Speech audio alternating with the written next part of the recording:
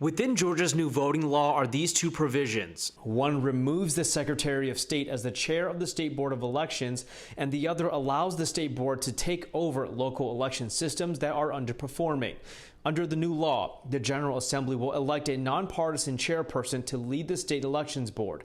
But Emory University political science professor Dr. Andra Gillespie says that could potentially be problematic. Because they are being appointed by a partisan elected body, that suggests that they may feel a certain level of accountability to the General Assembly as opposed to the people of Georgia. Dr. Gillespie says that's something critics may worry about if the state board can fairly take over a local election system.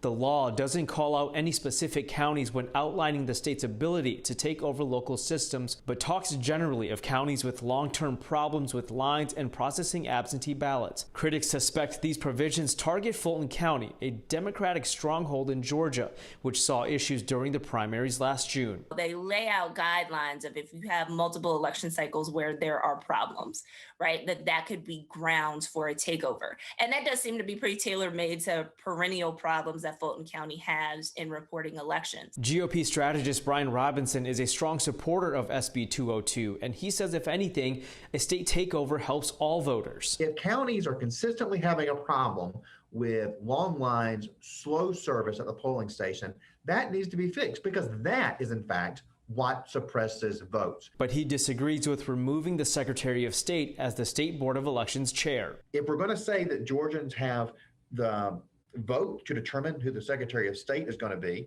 and that person gets to run our elections, then let's empower that person to run our election. I reached out to all the members of the Fulton County Board of Elections, but no one was available to speak. Coming up at 6 o'clock, Dr. Gillespie explains an addition that could have helped this provision.